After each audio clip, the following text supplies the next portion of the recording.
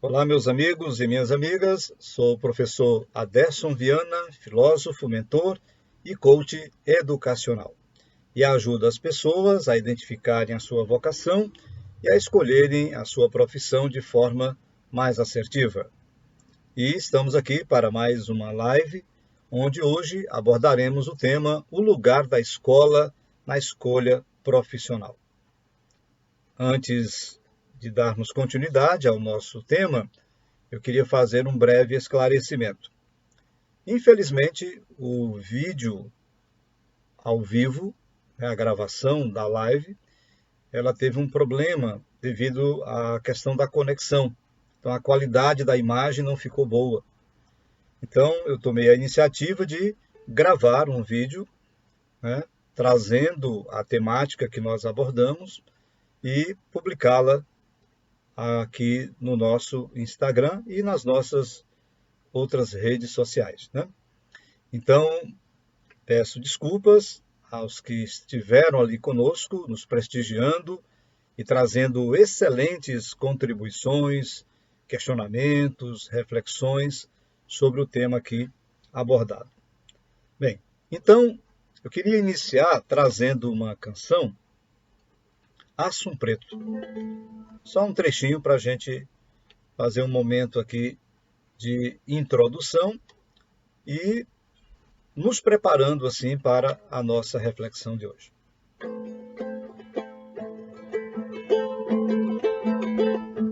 Tudo em volta é só beleza, céu de abril e a mata em flor, mas Assum Preto, cego dos olhos, não vendo a luz, ai, canta de dor.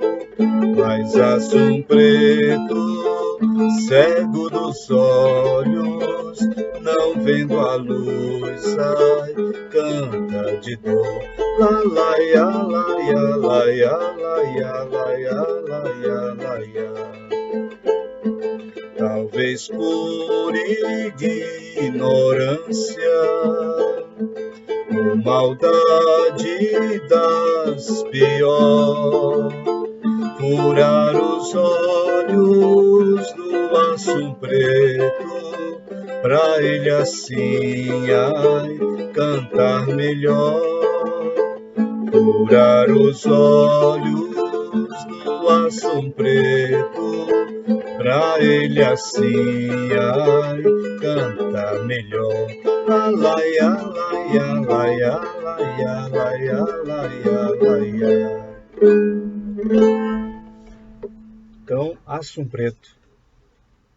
E o que é que essa canção traz para nós assim de contribuição nessa temática, né?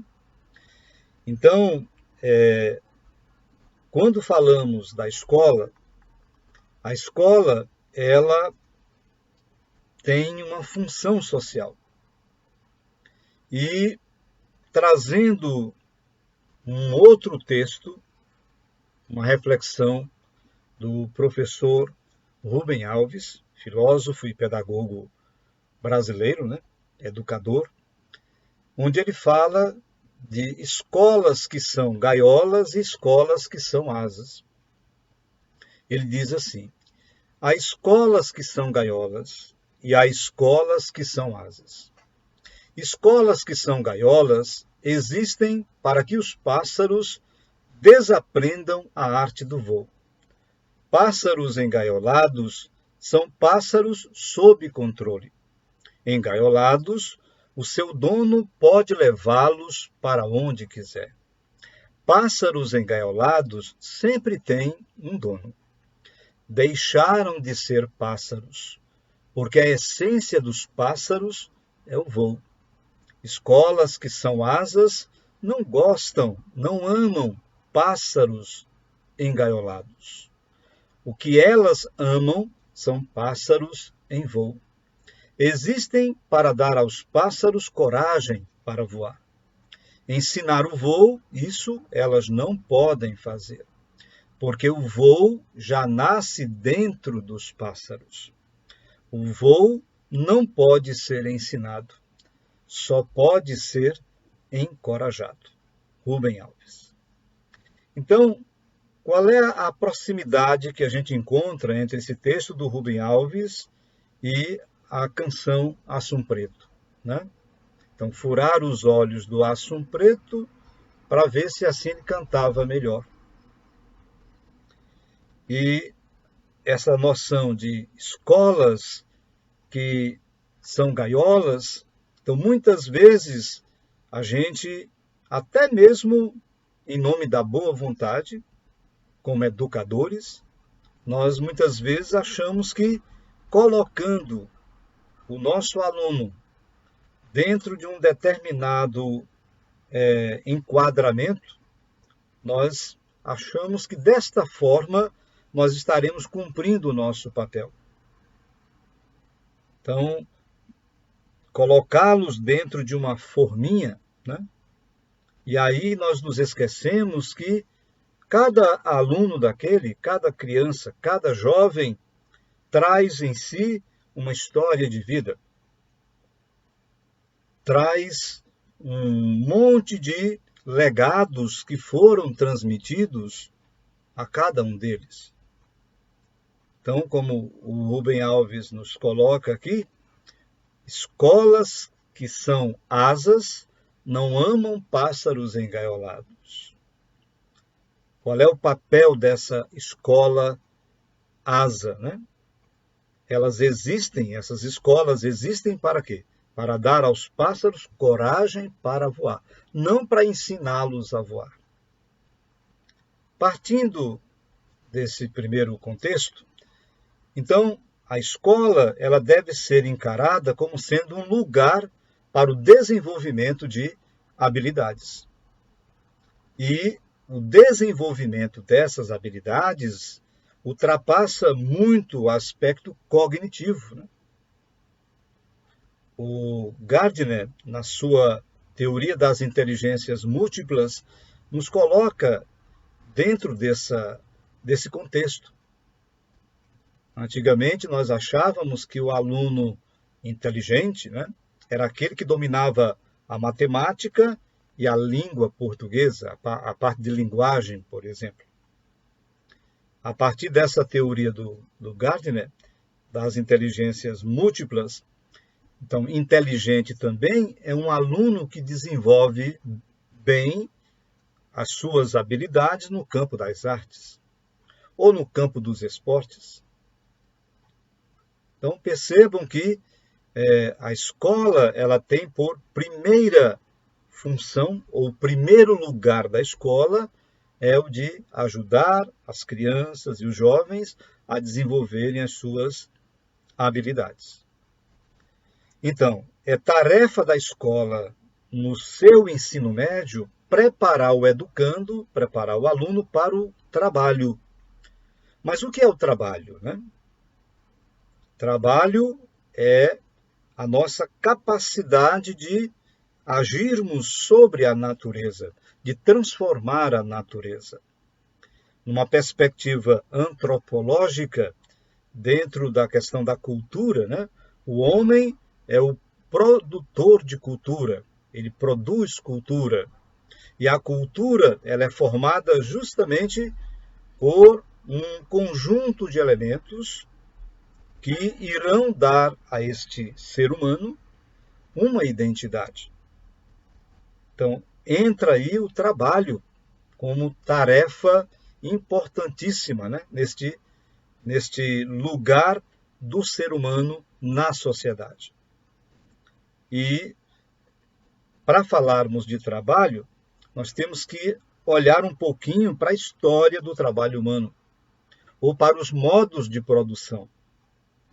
Modo de produção primitivo, modo de produção asiático, exemplo, o que foi praticado lá no Egito Antigo, o modo de produção escravista na Grécia Antiga e na Roma Antiga, o modo de produção feudal, a Idade Média, o modo de produção capitalista e o modo de produção socialista. Então, dentro de cada um desses modelos de produção, de desenvolvimento do trabalho humano, nós vamos encontrar maneiras diferentes de encarar esta ação do homem sobre a natureza. Então é importante que a escola possa preparar bem os nossos jovens do ensino médio para esta realidade, para este contexto. E quando eu falo aqui preparar para o trabalho, não é tarefa exclusiva dos chamados cursos ou das escolas técnicas ou de ensino profissionalizante.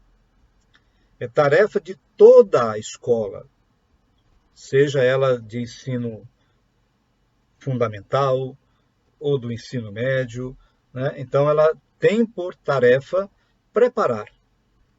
Claro que já temos aí algumas experiências, né? E se fala hoje do novo ensino médio, e nós já temos algumas experiências dentro desse contexto, mas mais no âmbito da escola técnica ou da escola profissionalizante. Por exemplo,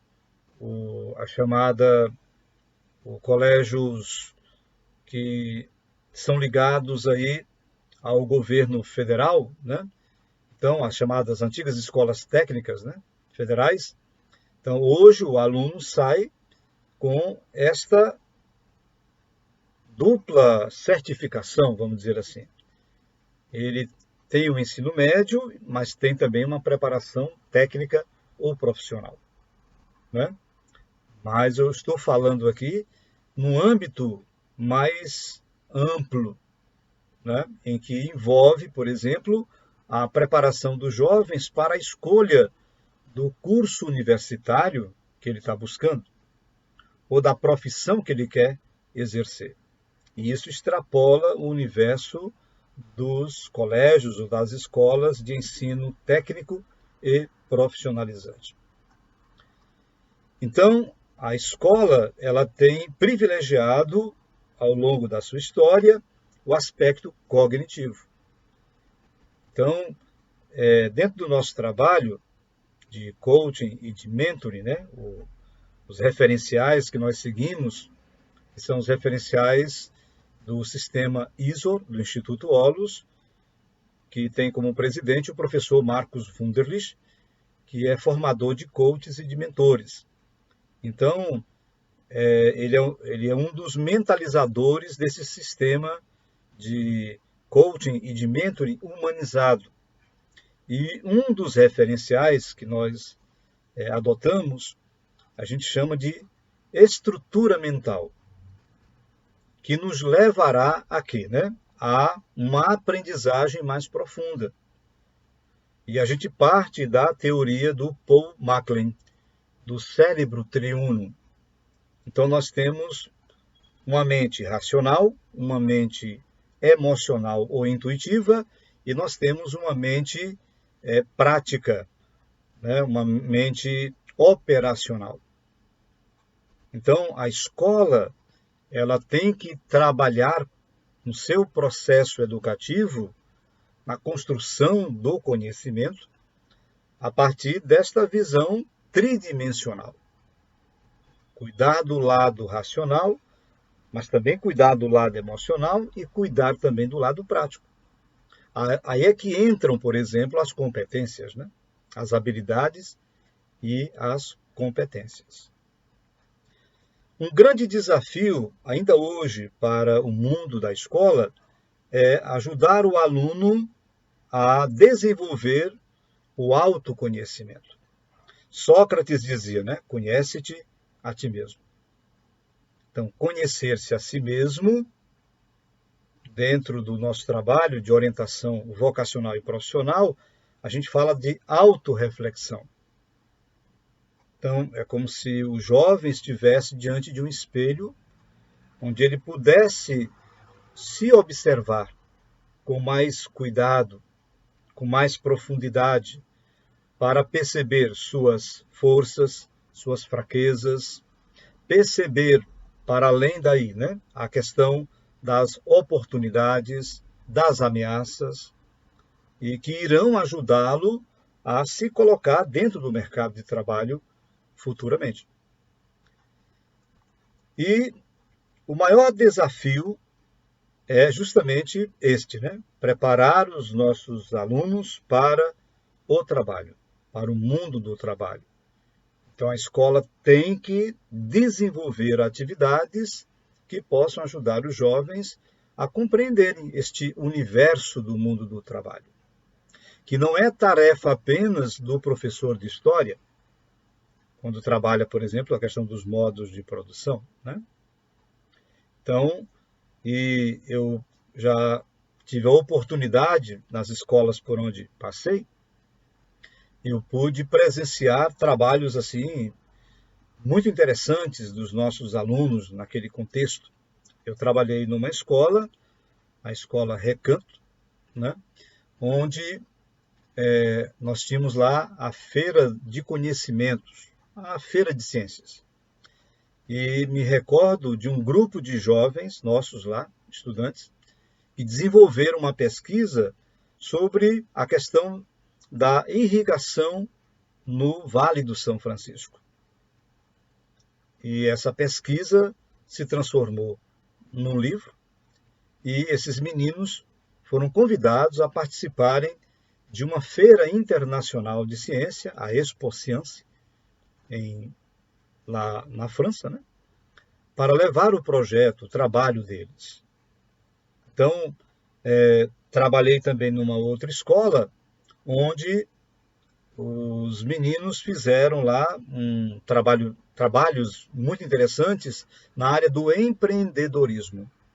Uma feira de empreendedorismo, onde eles apresentavam muitas soluções. Por exemplo, teve um grupo lá que trouxe uma proposta do melhor aproveitamento do rio Capibaribe como um meio para viabilizar o transporte via fluvial. Então vejam que coisa interessante, né?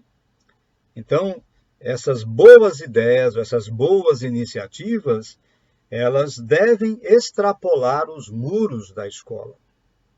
Devem ser levadas para a sociedade, para aqueles que estão aí, por exemplo, no governo municipal, no governo estadual, no governo federal, porque são ideias brilhantes e que só falta o quê, né? Um maior incentivo e uma maior valorização.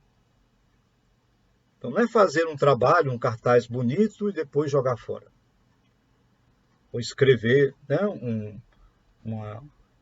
um texto, um projeto e pronto. Então, cadê a valorização, né, da pesquisa, do esforço daqueles jovens ali? Então, preparar para o mundo do trabalho passa por aí, né, com iniciativas como essas. Agora, a grande pergunta é, como preparar o aluno para o trabalho, né? Primeiro ponto é a gente fazer uma espécie de releitura dos conteúdos que são trabalhados na escola, principalmente no ensino médio.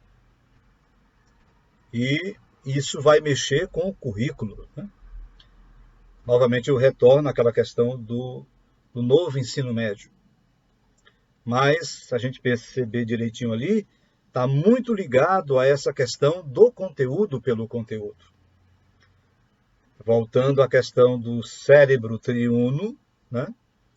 Então, o conteúdo ele tem que contemplar aspectos que possam estar relacionados com o aspecto racional, o aspecto emocional e o aspecto também operacional. É o pensar, é o sentir, mas é também o fazer. Segundo, é importante preparar o aluno para o trabalho, tendo como ênfase também a relação homem-trabalho. E a gente não pode nunca esquecer disso, né? Quando a gente trata desse tema, o trabalho, nós colocamos dentro da esfera da antropologia, quando a gente confronta a natureza e a cultura, né, nós olhamos para o trabalho humano como um trabalho de maior complexidade. A gente até diz assim, a abelhinha está trabalhando, a formiguinha está trabalhando. Mas qual é o diferencial, né, do trabalho da formiguinha, da abelhinha, para o trabalho do ser humano? O trabalho do ser humano é complexo porque exige planejamento, né, recursos, ferramentas, matéria-prima, né? Nós podemos dizer que a abelhinha e a formiguinha, elas, na própria constituição biológica delas, elas já possuem ali as próprias ferramentas necessárias para a execução do trabalho. Nós não. Nós temos que aprender a fabricar máquinas, ferramentas, né, que vão nos ajudar no aprimoramento do trabalho. É só a gente olhar lá para a pré-história, a questão da pedra, não é? A pedra lascada e a pedra polida. Então, esse é um ponto importante também. E um último ponto seria a gente cuidar melhor da distinção entre informação profissional e orientação profissional, né? A informação profissional, ela se insere dentro de um programa de orientação profissional. Ela é um meio, ela não é um fim. E hoje nós temos vários canais para termos acesso a esse conjunto de informações. Com o evento da internet, né, nós temos aí vários sites, plataformas que podem fornecer ao jovem que está nesse processo de discernimento da vocação, do curso, da profissão, para ter acesso a essas informações, né? Quando ele visita, por exemplo, uma universidade, ele vai ter essa informação. Quando a escola realiza, por exemplo, uma feira das profissões, quando convida profissionais de diversas áreas ou cursos, né, profissionais ligados a diversos cursos, para visitarem um ambiente escolar. E aí oportunizar ao jovem adolescente um contato, mesmo que superficial, com aquela atividade profissional, isso é um bom começo. Mas não podemos parar ali na informação. Aí é que entra a necessidade da criação de um programa de orientação profissional. Um outro aspecto que eu gostaria de trazer também é a tarefa do profissional que trabalha com a orientação profissional, o orientador profissional. Então, é tarefa dele levar o aluno, primeiro, a ter clareza de sua situação de vida e dos fatores que influenciam nas suas escolhas. Aí eu volto àquela questão do autoconhecimento, ou da autorreflexão, né? Do despertar das suas forças e das suas fraquezas, das suas habilidades, das competências necessárias para atuar naquela área que ele tanto deseja, que ele tanto almeja, abraçar como futura profissão, né? Segundo, o orientador profissional, ele tem que levar o aluno a elaborar um projeto de vida.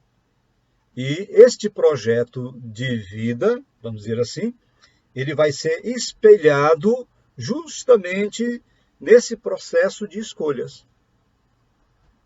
Porque são muitas as opções. E eu tenho percebido isso nos jovens que eu atendo, né? Eles chegam, eu quero fazer arquitetura, ou eu quero fazer medicina. Mas aí a gente apresenta para ele um universo maior.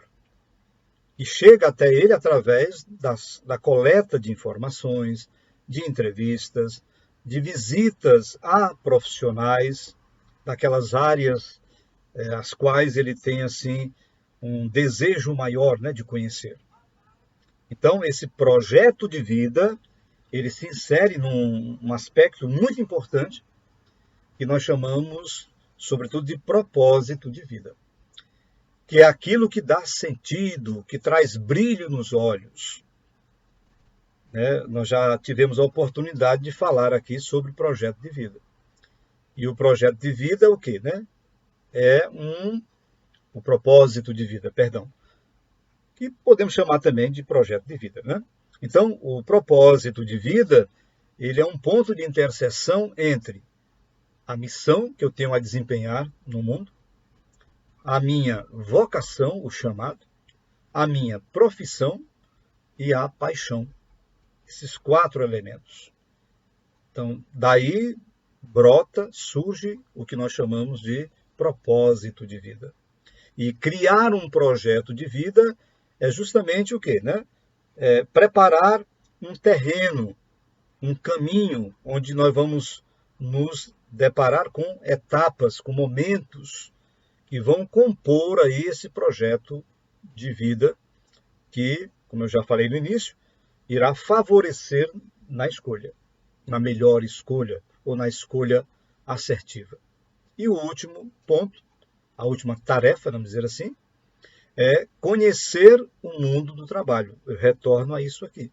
Levar o aluno a conhecer o mundo do trabalho. E é importante também apresentar a esses jovens o novo mercado de trabalho, as novas profissões que estão surgindo. Nós falamos muito dessa questão das gerações, né? A geração X, Y e Z, por exemplo. Esses nossos jovens aí, que estão no ensino médio, eles estão aonde, né? Na geração Z.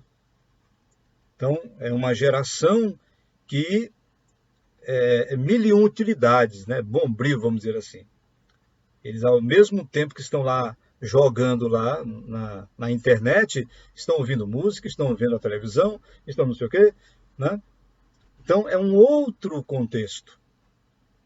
Eles estão desenvolvendo ali outras habilidades. Então, é importante levá-lo ao conhecimento desse novo mundo do trabalho.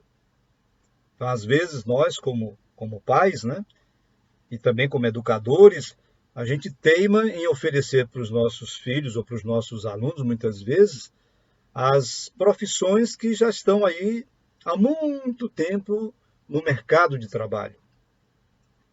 Que nós observamos que muitas delas já estão o quê? Saturadas, né? Tem muita gente desta área.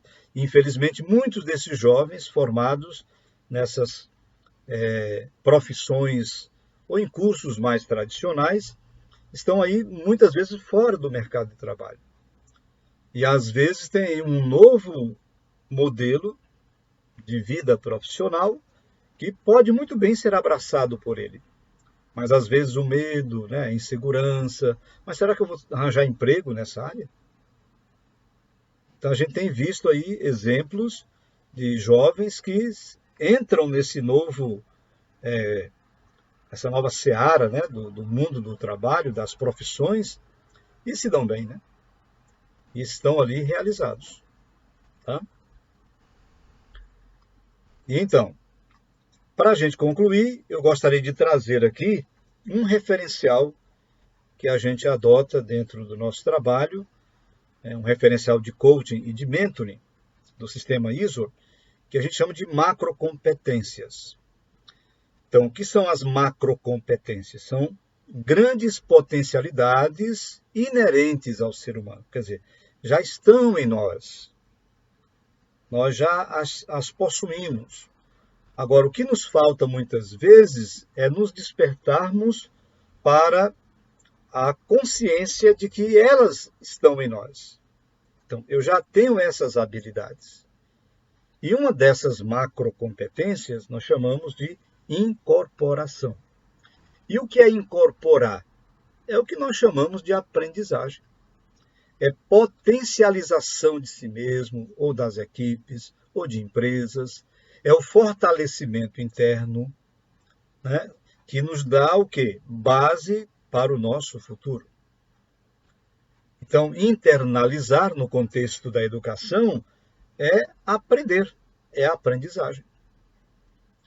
E será que esses jovens realmente, quando saem, por exemplo, do ensino médio, eles saem realmente com este aprendizado ou saem com lacunas?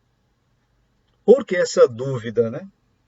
Ela persiste no primeiro, no segundo e, inclusive, no terceiro ano. Eu conversava um dia desses com uma amiga e ela trazia para mim essa preocupação, né? Então, esses meninos estão desnorteados, não sabem o que querem em matéria de curso nem de profissão. E aí? E aí a escola tem um papel aí importante, né? Há resistências de algumas escolas, de alguns gestores, de alguns educadores, né? E isso impede esse processo de incorporação ou de internalização, né? Dessa aprendizagem mais profunda, né?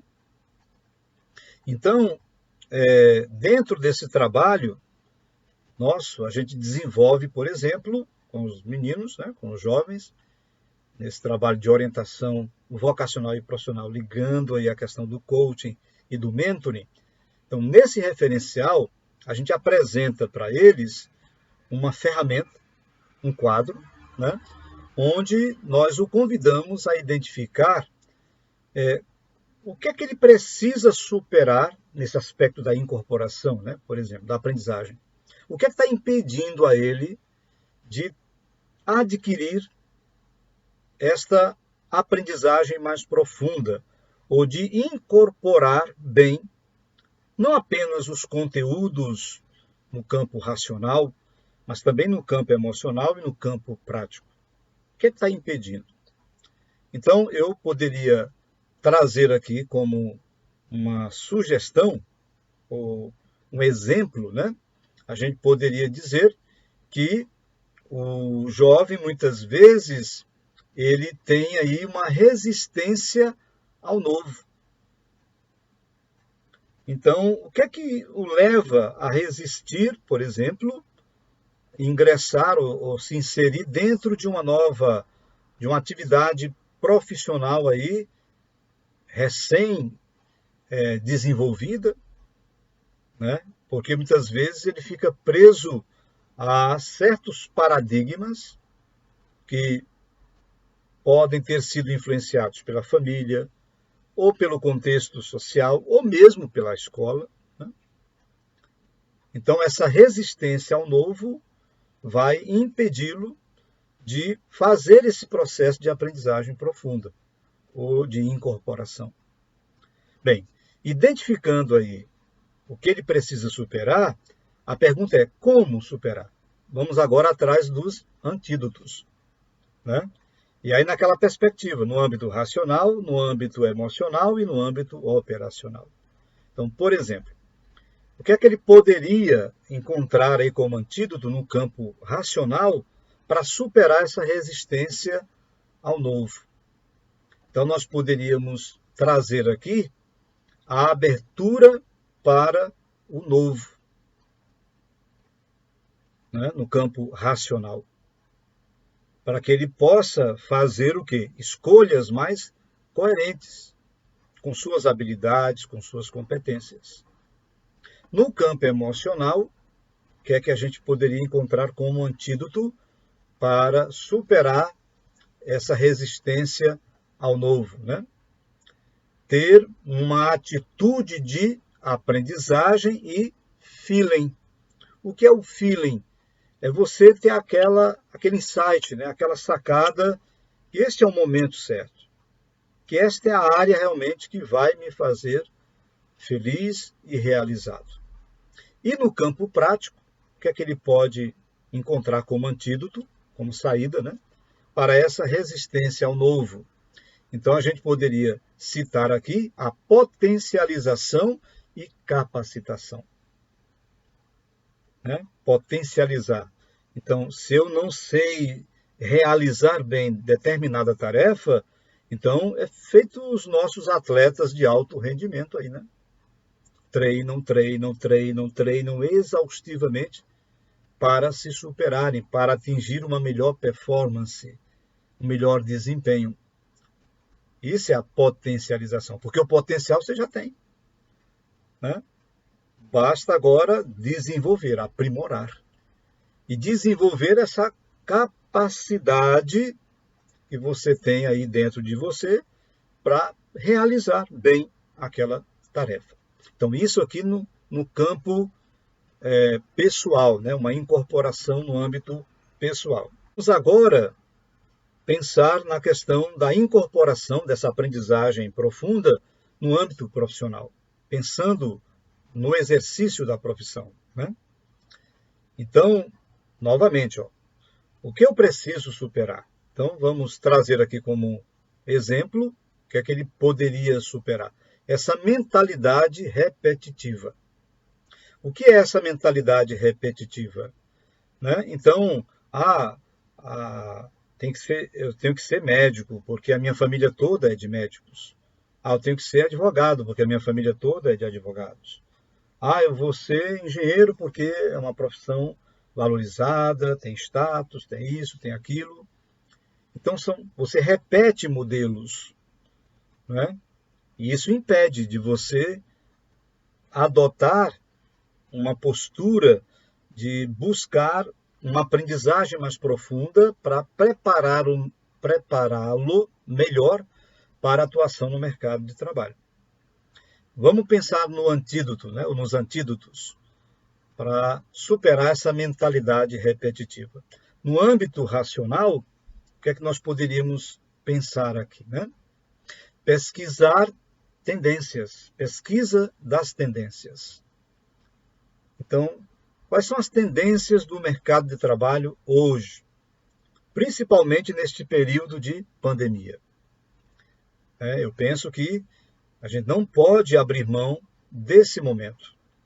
Então, esse momento pode trazer, além dos sofrimentos, né, além das incertezas, da ansiedade, do medo, da desesperança, nós temos que encontrar, dentro desse momento caótico do mundo, né, através da pandemia, da ação da pandemia na sociedade da gente, nós poderíamos pensar em perceber aí oportunidades, não apenas as ameaças, mas quais as atividades do momento que podem servir para que eu possa dar a minha contribuição na futura profissão que eu quero exercer, né? Então, poderíamos trazer este antídoto aí no âmbito mais racional. No âmbito mais intuitivo ou emocional, o que é que nós poderíamos trazer? A gente chama aqui de faro epigenético. Epigenético está ligado a quê? À questão dos ciclos. Então, nós estamos vivendo um novo ciclo do trabalho, da atuação profissional. Então, ter esse faro cíclico do momento, né, isso vai mexer muito com a minha inteligência emocional, para me adaptar a esse novo momento, a esse novo tempo. Então, é preciso faro epigenético. Para concluir, né, no campo mais prático, qual seria o antídoto que a gente poderia trazer aqui, né? Nós podemos falar de tensor de inovação. O tensor de inovação. Então, clima de inovação. Não ter medo do novo, né? Gerar um novo tempo. Porque aí você pode muito bem aprimorar suas habilidades e, sobretudo, ter a oportunidade de desenvolver novas capacidades, né, que vão permitir que você possa agir dentro daquela profissão que você nem imaginava até então tê-la como a profissão da sua vida, né? Então, percebam que este referencial da incorporação nos convida a isso. E eu concluo trazendo aqui um outro referencial que tem tudo a ver com essa questão da incorporação, que é o valor da aprendizagem. E aí eu trabalharia com você aqui duas esferas. Uma esfera que nós chamamos de postura fruitiva, que nos permite o desenvolvimento da aprendizagem, do querer aprender, e uma outra esfera, as atividades prestadias. Por exemplo, então a gente recebe ao longo da vida muitas influências, por muitos legados, né? Nossos pais, educadores, pessoas que vão passando pela nossa vida e vão deixando lindos aprendizados, lindos ensinamentos. Bem, se essas pessoas me fizeram tão bem, por que eu também não faço o bem para os outros? Aí entra o prestadio, né? E a postura prestadia é justamente fazer o bem, mas sem estar preocupado com a recompensa, com os aplausos, ou com os elogios, ou com uma espécie de recompensa, né? Ou de um presentinho que vão me dar porque eu fiz aquele ato de solidariedade, ou porque eu ajudei alguém. Então percebam que a escola pode ajudar nisso. Por que você quer este curso aqui, né? Você quer escolher este curso? Por que você está buscando esta profissão? O que é que realmente te motiva? É o status? É o salário bom que eu vou ter? Não é? São os benefícios que eu vou colher a partir da minha atividade profissional? Ou o benefício também àqueles que serão atingidos pela minha atuação como profissional? Então aí entra o fruitivo, né? Aquilo que dá fruto, e o prestadio, que é a solidariedade, que é a cooperação, né? A compaixão, o respeito. Então percebam que existem muitos desafios aí para o mundo da escola neste âmbito aí da educação. E antes de encerrar, eu queria trazer aqui para vocês uma proposta de atividade que eu estarei desenvolvendo no dia 4 de setembro, às 14h, pelo Zoom. É uma atividade online, chama-se o Jogo da Descoberta, Perfil Comportamental, primeira etapa, para alunos do terceiro ano do ensino médio. Então, este jogo da descoberta, perfil comportamental, irá ajudar os jovens de ensino médio, mais especificamente do terceiro ano, a descobrirem qual é o seu perfil, que vai se encaixar melhor dentro daquela escolha que ele quer fazer. A segunda etapa, depois nós vamos divulgar, trabalha a questão das habilidades. Então, esse programa, né, chamado Jogo da Descoberta, ele foi desenvolvido por Dani Ferrari, que tem trazido assim, contribuições muito interessantes, principalmente para o despertar da descoberta do propósito de vida. Então, portanto, será no dia 4 de setembro, às 14h, pelo Zoom. E os ingressos poderão serem adquiridos pela plataforma Simpla, simpla.com.br. Então, divulguem aí para os seus filhos, para os seus netos, você jovem que está aí me acompanhando, inscreva-se, né, para que isso possa trazer realmente uma oportunidade para você encontrar realmente aquilo que dará sentido e realização na sua vida como profissional. Tá? Escolas também que estejam interessadas nesse nosso trabalho, é só entrar em contato conosco aqui pelo nosso Instagram, ou se preferir, pode passar um WhatsApp, 81 971 12 07 87. 81 971 12 07 87. E eu concluo com mais um pensamento de Rubem Alves. Eu quero desaprender para aprender de novo, raspar as tintas com que me pintaram, desencaixotar emoções, recuperar sentidos. Então, a escola, ela tem que se ressignificar e realmente tomar essa atitude política, vamos dizer assim, né?